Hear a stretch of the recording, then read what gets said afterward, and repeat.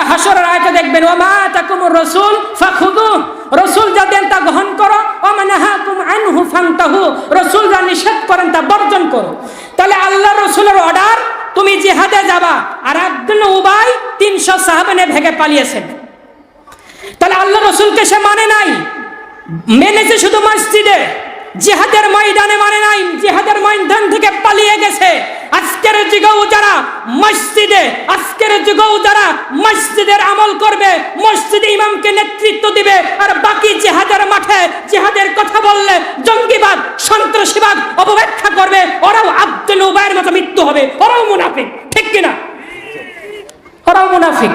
আপনি পরিপূর্ণ ইসলাম মানতে পারেন নাই। আপনার ওপর যেমন নামাজ ফরজ, যেমন রোজা ফরজ, ঠিক সময় ক্ষেত্রে আপনার উপর জিহাদও ফরজ। আল্লাহ রাসূল কোন সাহাবা জিহাদে না গিয়ে থেকেছেন? আর অন্ধ সাহাবা যে দেখতে পেত না, কি নাম তার? আব্দুল্লাহ ইবনে মাকতুম। তিনি দ্বিতীয় আযান কারক ছিলেন, তিনি দ্বিতীয় আযান দিতেন। বেলাল একজন, তিনি একজন। তিনিও জিহাদের মাঠে শহীদ হয়েছেন। আর আমরা চোখে দেখতে পাই, হাত দিয়ে সব কাজ করতে পাই, পা আছে, শক্তি সমর্থ সব রয়েছে, কিন্তু জিহাদের কথা শুনলেই আল্লাহু আকবার। এই ঈমান নিয়ে জান্নাত হবে না। আল্লাহ বলছেন তুমিনুনা বিল্লাহ, আমার সাথে ব্যবসা করতে হলে 1 নম্বর খাঁটি ঈমান লাগবে। আমরা ঈমান শুধু মনে করি লা ইলাহা ইল্লাল্লাহ পড়ে নিলাম, ঈমানদার হয়ে গেলাম। ঈমান কিভাবে আনতে হয় এই সূচনা আমরা জানি না, এই সূত্রই জানি না।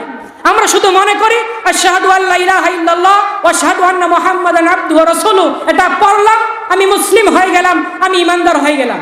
ঈমান যে কিভাবে আনতে হয় আজকে জেনে নেন।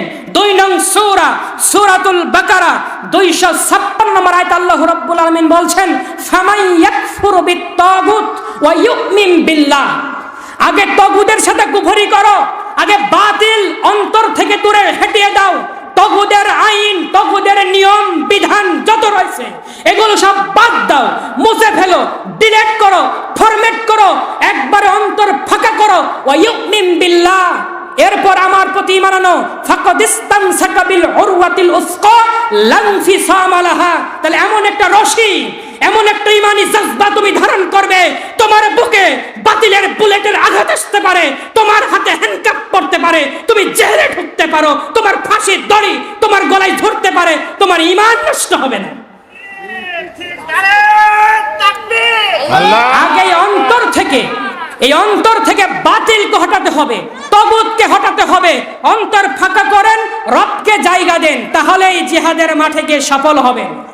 তাছাড়া কোনোদিন সম্ভব নয়। ওই জিহাদের আওয়াজ শুনলে, বুলেটের আওয়াজ শুনলে, বোমার আওয়াজ শুনলে ঈমান যদি মজবুত না থাকে, ওই আব্দুল উবাইয়ের মতো পেছন থেকে পালাবেন আপনিও।